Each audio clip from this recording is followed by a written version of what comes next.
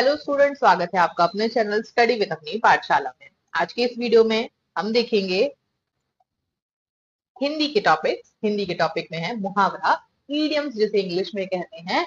मुहावरे और उनके अर्थ प्रयोग याद करने के धमाकेदार ट्रिक्स, या फिर हम समझेंगे मुहावरे किसे कहते हैं। जैसे कि कई प्रकार के बच्चे हैं जिनको शुरुआत में पता ही नहीं होता है मुहावरे होते क्या है। उनको कभी कभी ऐसा लगता है कि जो ये जो शब्द लिखा है उसी से संबंधित इसका अर्थ होगा, परंतु ऐसा नहीं होता। सबसे पहले चलिए इसकी हम परिभाषा समझते हैं। ऐसे वाक्यांश जो अपने साधारण अर्थों को छोड़कर किसी विशेष अर्थ या स्पेशल मीनिंग को प्रकट करते हैं उन्हें मुहावरे कहते हैं। जैसे पेट में चूहे कूदना। अब इसको इसके पीछे मान लीजिए इसका जो भाव छुपा होता है उसको हमें समझना है। पेट में जैसे चूहे कूद रहे हैं तो मतलब उसको क्या लग रही है, भूख लग रही है। तो मुहावरा पूर्ण वाक्य नहीं होता बल्कि एक वाक्य का अंश होता है ना। ये देखिए, ये कोई पूरा वाक्य नहीं है, किसी वाक्य का अंश है। इनका प्रयोग करने से भाषा रोचक और प्रभावशाली हो जाती है। जैसे जैसे आप बड़े होते जाएंगे ऑटोमेटिकली आप मुहावरे या फिर ईडियम फ्रेज जो होते हैं, ईडियम्स का प्रयोग करना सीख जाते हैं। जब आप इनको पढ़ेंगे, समझेंगे इनके अर्थ क्या होते हैं, तो आप आसानी से उनका प्रयोग करना भी सीख जाते हैं।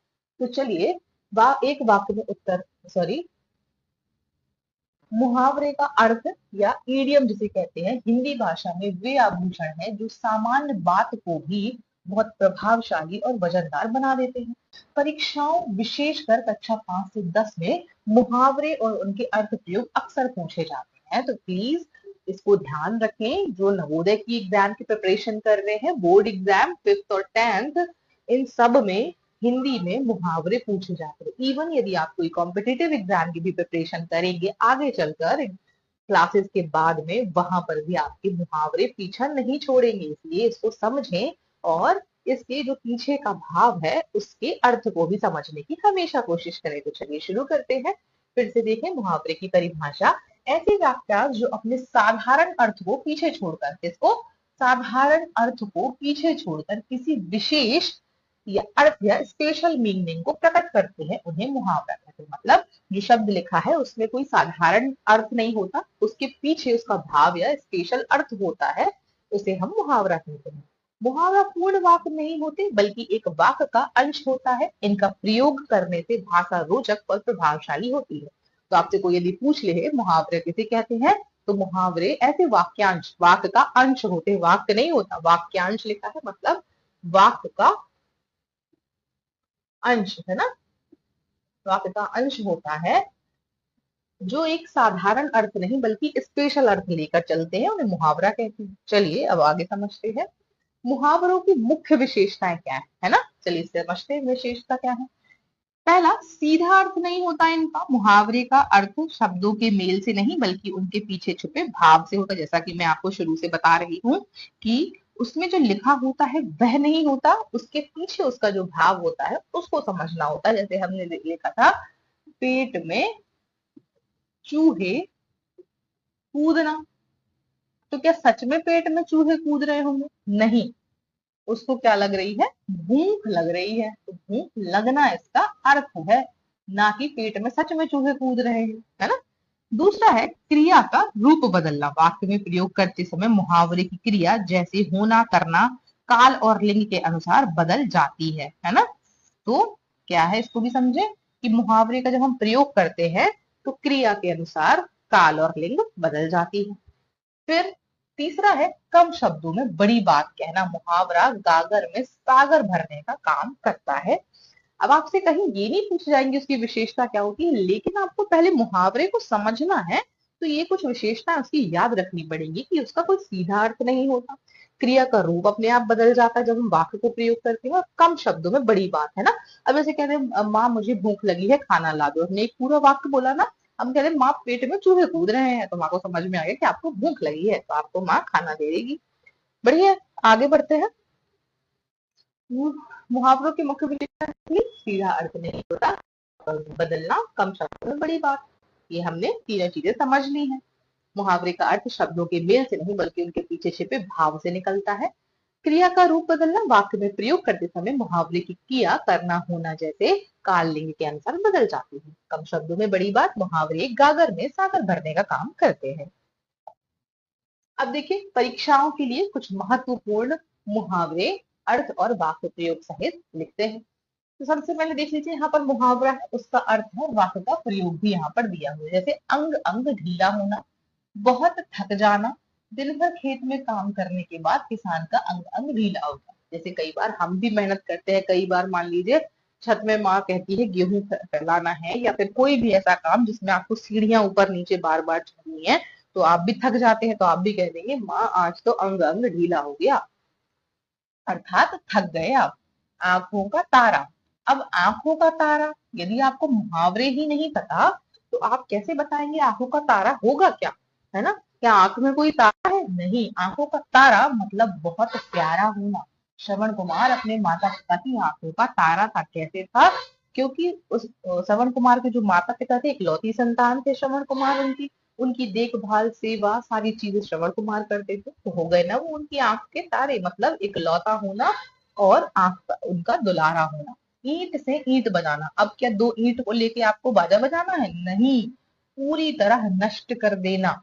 अब इसके पीछे जो छुपा है भाव, आपको उसको समझने की कोशिश करना। उसको आप कैसे समझेंगे? बहुत सारे आप मुहावरे पढ़ेंगे, याद करेंगे, रिवाइज करेंगे, उनको उपयोग करेंगे वाक्य में, तो ऑटोमेटिक आप धीरे धीरे इसमें महारत हासिल कर पाएंगे। भारतीय सेना ने दुश्मनों की ईंट से ईंट बजा दी। जैसे जब युद्ध होता है सीमा पर या फिर आपके बॉर्डर पर, तो हमारे जो सैनिक होते हैं वो दुश्मनों को मार गिराते हैं, ईंट से ईंट बजा देते हैं। अब ईद का चांद होना, ईद आपने सुनी है, ईद में चांद निकलता है, तो क्या ईद का चांद का क्या हो जाता है? बहुत दिनों बाद दिखाई देना। ईद का चांद रोज थोड़ी निकलता है, हम है ना, कई दिनों बाद ही निकलता है या साल में एक बार ही निकलता है। ऐसा ही होता है ना भाई, तुम तो सरकारी नौकरी लगते ही ईद का चांद होगा। यदि आपको कोई बहुत दिनों में मिल रहा है, सालों बाद मिल रहा है, तो आप कह दोगे भाई तुम तो ईद के चांद हो, मिलते ही नहीं होगा भी। इस प्रकार से आप इसको अपने दैनिक जीवन में उतारेंगे तो आप मुहावरों के अर्थ को बखूबी समझ पाएंगे, हल कर पाएंगे और किसी भी एग्जाम में गलत नहीं करेंगे। दांत खट्टे करना, है ना? अब दांत खट्टे करने का इमली खा लेना थोड़ी हो जाएगा। दांत खट्टे करना, हरा देना, है ना? कोई भी आपसे लड़ने आए उसको क्या करोगे? आप हरा दोगे। भाई तुम तो सरकारी नौकरी, अब यहाँ पर ये नहीं होगा, अब हरा देना। रामू ने शाम से रामू ने शाम के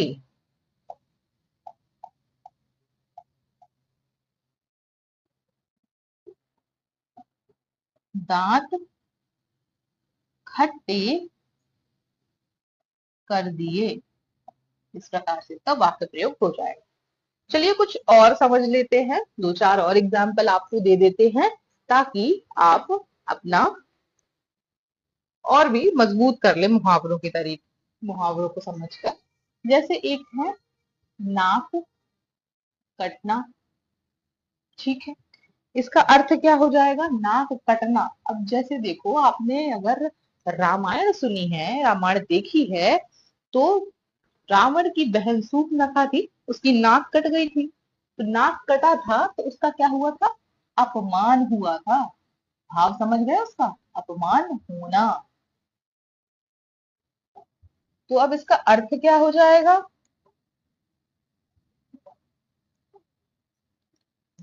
अर्थ हो जाएगा परीक्षा में नाक नकल करते पकड़े जाने पर, परीक्षा में नकल करते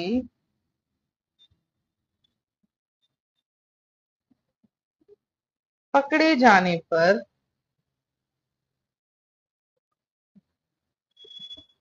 रोहन की नाक कट गई, है ना? नाक कट गई, अपमान हो गया। इसके बाद देखते हैं दूसरा मुहावरा, दांत खट्टे करना हो गया, हाथ पैर फूलना।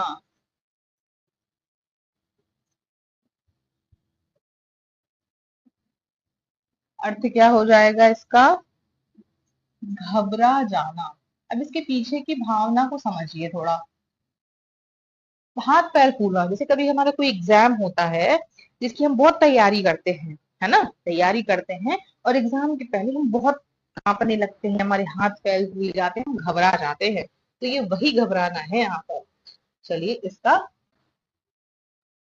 प्रयोग देख लेते हैं।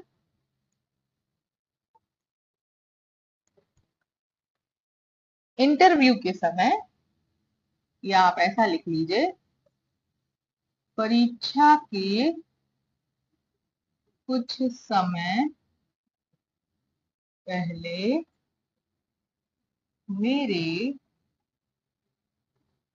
हाथ पैर फूलने लगे। अगला देखते हैं।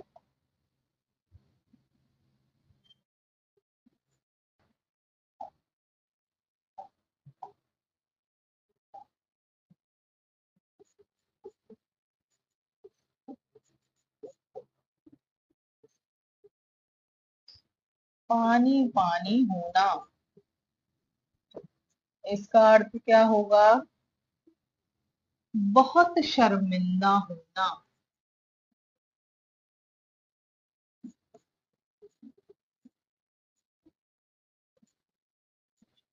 है ना। अब इसके पीछे के भाव को आप समझ जाइए। जैसे मान लीजिए आपने आपने एग्जाम दिया और आपके अच्छे मार्क्स नहीं आए, तो आपके पिताजी शर्मिंदा हो जाते हैं, ऐसा भी कर सकते हैं आप, है ना। या फिर किसी ने गलती करी तो उसका, तो चलिए इसका प्रयोग देख लेते हैं।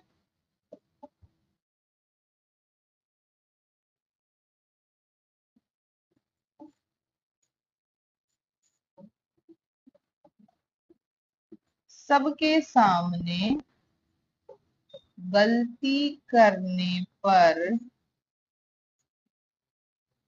सोहन पानी पानी हो गया। ठीक है, अगला देखते हैं।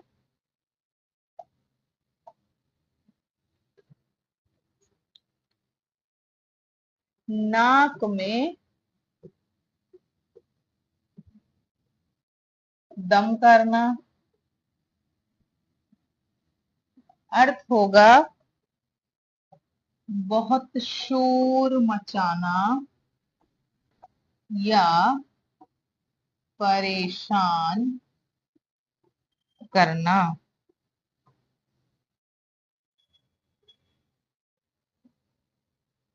अब उसका अर्थ देख लेंगे।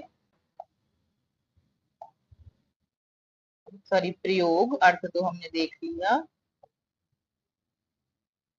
प्रयोग हो जाएगा छोटी सी बात पर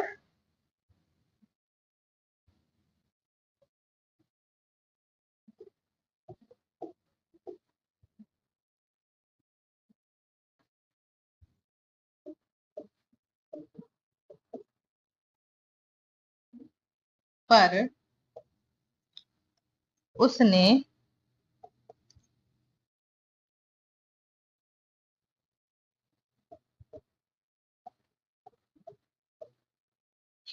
आसमान सिर पर